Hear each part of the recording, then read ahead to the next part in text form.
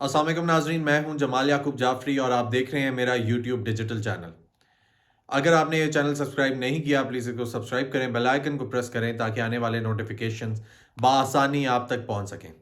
ناظرین، آج کی بریکنگ نیوز یہ ہے کہ لیاقت علی چٹھا صاحب جو کہ کمشنر راولپنڈی ہیں، انہوں نے استعفیٰ دے دیا ہے، مستعفی ہو گئے ہیں، اور مستعفی ہونے کی وجہ انہوں نے یہ بتائی کہ میں الیکشن صحیح طریقے سے نہیں کرا سکا، میں نے آر اوز کو پریشرائز کیا اور میں نے 70,000 ووٹ جو ہیں وہ ایکسٹرا ڈلوائے، ڈالنے میں ہیلپ کی، مدد کی، اور ان کا یہ کہنا تھا کہ میرا دل یہ بھی کرتا ہے کہ میں کچہری چوک کے بیچ میں اپنے آپ کو پھانسی دے دوں۔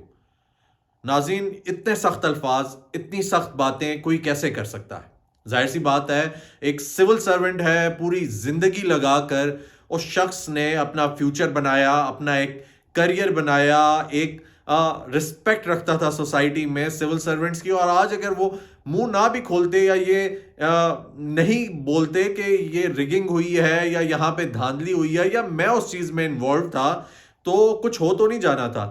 لیکن کیوں انہوں نے بولا، اس پہ بھی ہم لوگ بات کریں گے۔ اس کے ساتھ ساتھ ناظرین، انہوں نے یہ کہا کہ میں تو مستعفی ہو رہا ہوں، میرے ساتھ ساتھ چیف الیکشن کمشنر صاحب بھی مستعفی ہو جائیں۔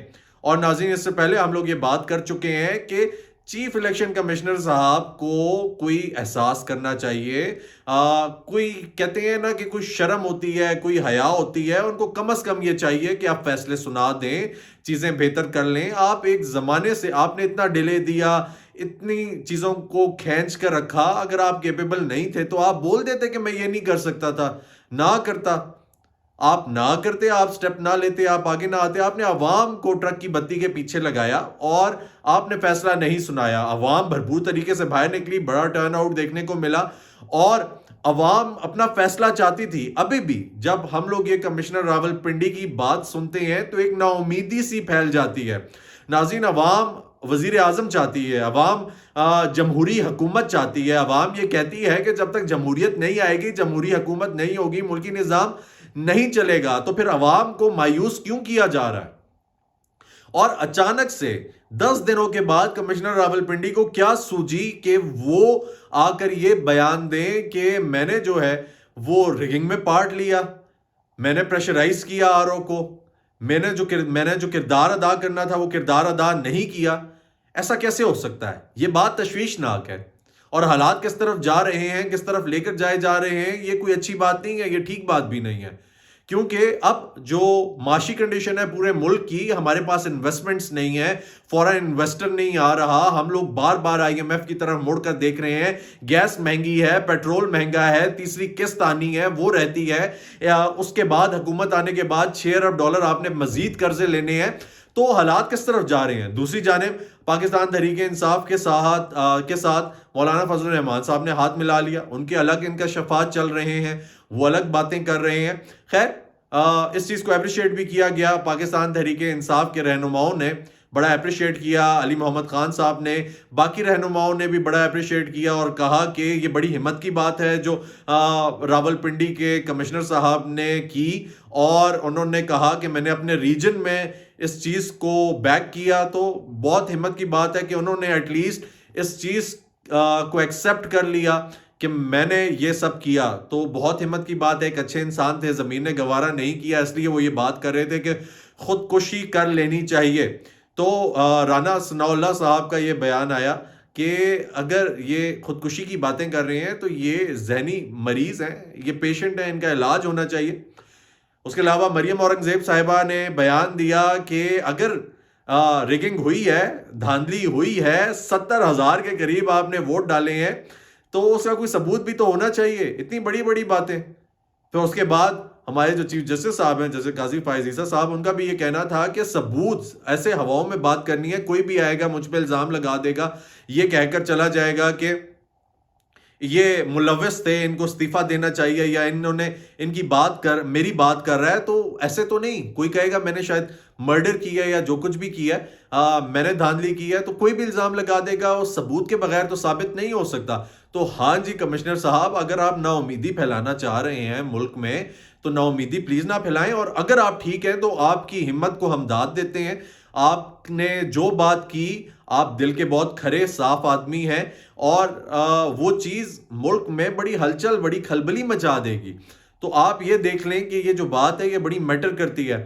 ناظرین، اس کے علاوہ اور بھی لوگوں کے بیانات آئے.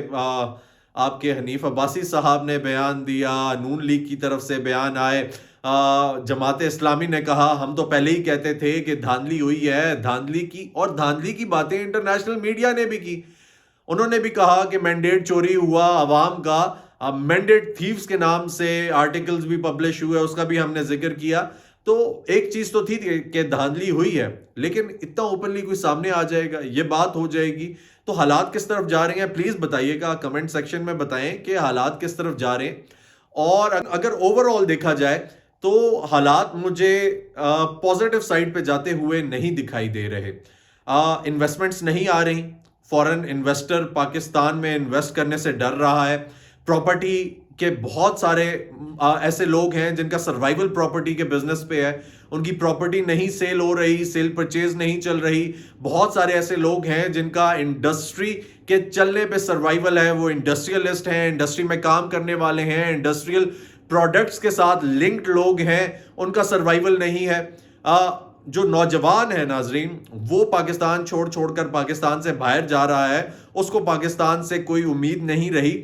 اور اگر یہ مایوسی اسی طریقے سے پھیلتی رہی تو پھر پاکستان کا کوئی پرسان حال نہیں ہوگا، ایک عام آدمی کا کوئی پرسان حال نہیں ہوگا. اور ابھی بھی جو دیکھنے کو ہمیں مل رہا ہے، ملک بھر میں احتجاج چل رہے ہیں کہ رگنگ کے خلاف آپ نے دھاندلی کی ہے، آپ نے ایک رگنگ کرنے کے بعد نتائج دیے. تو اس چیز کا فیصلہ کس نے کرنا ہے؟ عوام نے کرنا ہے. اور جو عوام کا مینڈیٹ ہے وہ سنانا کس نے، سامنے کس نے لے کر آنا ہے؟ الیکشن کمیشن نے لے کر آنا ہے. تو چیف الیکشن کمشنر صاحب، آپ کوئی خدا کا خوف کریں، آپ خیال رکھیں اس چیز کا کہ آپ نے عوام کو یہ بتانا ہے کہ ان کا ووٹ صحیح ڈلا ہے یا غلط ڈلا ہے. عوام نے ٹرن آؤٹ دیا، شو کیا. اب نا امیدی کی جو کیفیت پھیل رہی ہے پورے ملک میں، یہ کس طرف جا کر رکے گی؟ پورے ملک میں ایک انارکی سی پھیل رہی ہے. عوام جو ہے اس کو یہ لگتا ہے کہ اب یہاں پہ کوئی سننے والا نہیں ہے. تو حالات کس طرف جا رہے ہیں؟ یہ دیکھا کہ پاکستان تحریک انصاف کے ساتھ مولانا فضل الرحمان صاحب نے ہاتھ ملایا، اور ہاتھ اس طرح ملایا کہ ان دونوں نے کہا کہ ہم لوگوں نے دھاندلی کے خلاف، یہ جو الیکشنز ہیں ان کے خلاف ہاتھ ملایا ہے. لیکن ماضی میں دیکھا جائے تو جو بانی چیئرمین ہیں پاکستان تحریک انصاف کے، عمران خان صاحب، انہوں نے مولانا صاحب کے لیے خاصے القابات استعمال کیے، اور جو دوسری پارٹیز تھیں ان کے لیے خاصے القابات استعمال کیے. تو اوور آل اگر دیکھا جائے تو اگر حکومت بنانی تھی، بہتر طریقے سے نظام چلانا تھا، تو پاکستان پیپلز پارٹی کے ساتھ جا سکتے تھے. بڑی اچھی آپشن تھی. بلاول بھٹو زرداری صاحب ایک نیا چہرہ تھے، ان کے ساتھ مل کے حکومت بنا لیتے. مولانا صاحب تو ہر حکومت کے ساتھ رہے، ان کا ہر حکومت کے ساتھ رہنا ہے. یہ تو بہتر پتا ہے پاکستان تحریک انصاف کی لیڈرشپ کو کہ ہاتھ کس کے ساتھ ملانا ہے. مولانا صاحب ابھی ان کو بہتر آپشن لگے. لیکن اگر پورے ملک میں دیکھا جائے تو یہی احتجاج چل رہا ہے کہ الیکشن جو ہیں وہ صاف شفاف نہیں ہوئے، دھاندلی ہوئی ہے. اور پاکستان تحریک انصاف کا یہ کہنا ہے ہماری 160 سے 170 سیٹیں ہیں، تو ہم لوگ وہ سیٹیں کیسے چھوڑ سکتے ہیں؟ اب اس میں کس حد تک حقائق ہیں یہ تو آہستہ آہستہ ہمیں پتہ چلے گا. لیکن اگر یہی حالات رہے تو ملکی معیشت تباہ ہو جائے گی. ایک عام آدمی مہنگائی کی چکی میں پس کے مر جائے گا. فاقوں پہ آ چکا ہے، مزید آ جائے گا، اور یہ حالات بد سے بدتر ہو جائیں گے. تو ہمیں یہ ضرور سوچنا چاہیے کہ حالات کس طرف جا رہے ہیں اور ہمارا ان حالات کو لے کر جانے میں کیا کردار ہے. اگر آپ نے یہ چینل سبسکرائب نہیں کیا، پلیز اس کو سبسکرائب کریں. اپنا خیال رکھیں اور ہمیں بھی دعاؤں میں یاد رکھیں.